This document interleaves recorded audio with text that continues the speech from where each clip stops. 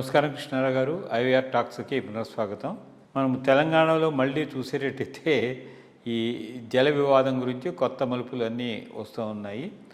ఇప్పుడు కాళేశ్వరం ప్రాజెక్టులో కనుక నీళ్లు పూర్తి కానిస్తే అది కొట్టుకుపోతుందని కాంగ్రెస్ వాళ్ళు మేడిగడ్డ రిజర్వాయర్ నుంచి వచ్చిన వాటర్ అంతటిన మామూలు కిందకి సముద్రంలో వదిలిపెట్టడం, దీని మీద కౌంటరు అండ్ దాని మీద మళ్ళీ రివర్స్లు ట్రివ్యూట్స్ బాగా వస్తున్నాయి. దీంట్లో మన హరీష్ రావు గారు చెప్పారు, అదే మీరు నాకు ఇచ్చేసి 3 నెలలు ఇరిగేషన్ మినిస్టర్ కింద వదిలిపెడితే ఆ వాటర్ని అంతా తెలంగాణలో చెరువులు నింపడానికి మేము ట్రై చేస్తాం ఇదంతా అని చెప్పడము, అది అసాధ్యం, సుసాధ్యం కాదని చెప్పేసి కాంగ్రెస్ వాళ్ళు చెప్పడం. సో ఈ నీటి దాని మీద మళ్ళీ తెలంగాణ కాంగ్రెస్ అండ్ బీఆర్ఎస్ మధ్య మళ్ళీ వివాదమును ప్రతిస్పందనలు జరుగుతున్నాయి.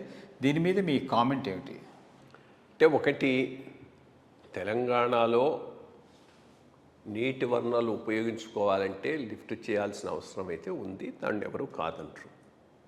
అంటే స్టేటు హయ్యర్ ప్లాటో మీద ఉంది, గోదావరి కృష్ణలు లోయర్గా పోతూ ఉన్నాయి.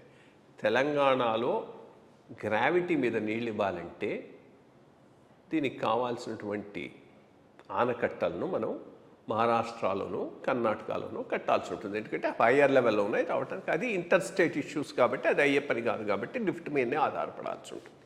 దాన్ని ఎవరు కాదంటారు. కానీ లిఫ్ట్ మీద ఆధారపడటం అంటే 1,00,000 కోట్లు ఖర్చు చేసి అనవసరమైన ఖర్చులు పెట్టి క్వాలిటీ లేని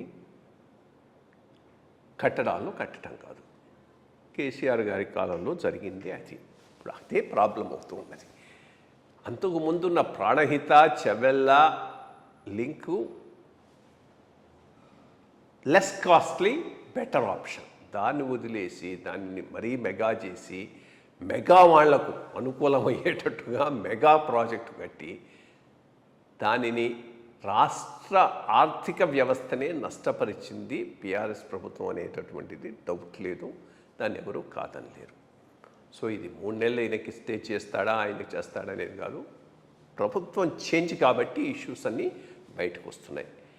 అట్ ది సేమ్ టైం ఒక పాయింట్ మాత్రం కరెక్ట్, నువ్వు నీళ్లు నింపకపోయినా లిఫ్ట్ ద్వారా వాటర్ ఇచ్చి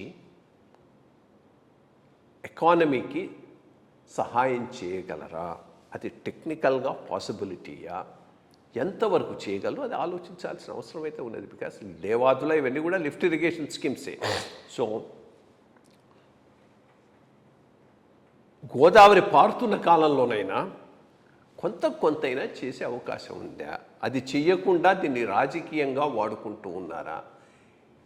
ఆ ఇష్యూ మాత్రం కొంత సరిగ్గా కాంగ్రెస్ ట్యాకిల్ చేయకపోతే పొలిటికల్గా దెబ్బతినబోయేది మాత్రం కాంగ్రెస్సే. బట్ ఒకటి మాత్రం నిజం, Kaleshwaram was a big scam, దాంట్లో ఏమీ డౌట్ లేదు.